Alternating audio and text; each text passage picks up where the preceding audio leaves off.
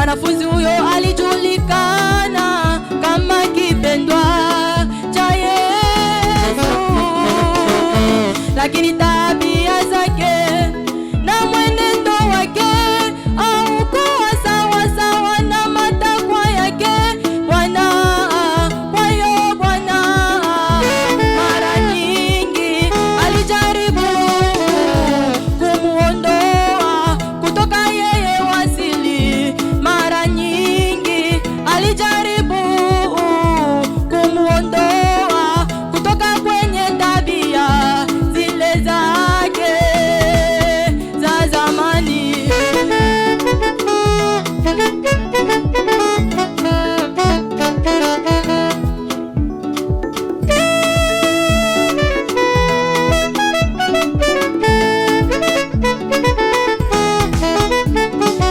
Sasa nafahamu na wewe,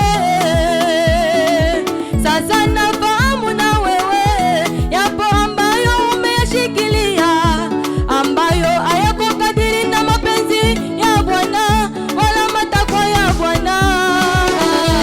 Yapo ambayo umeyashikilia, yasiyo kadiri na nguvu zake Mungu. Nakuita leo, nakuita sasa, nisikie mimi. Nakuita leo, nakuita sasa, nisikie mimi. Ukinisikia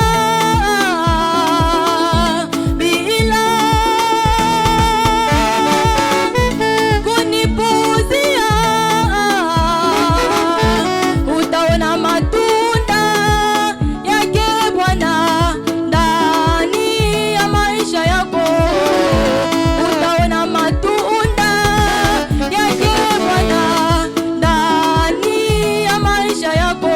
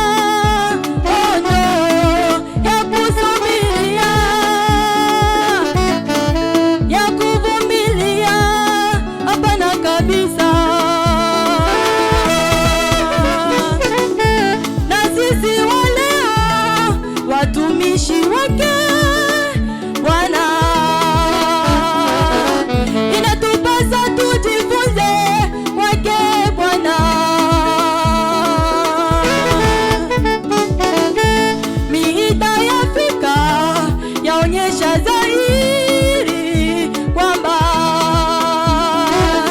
yale tunayoyatazamia sio kabisa, sio kabisa. Yale tunayoyapenda sisi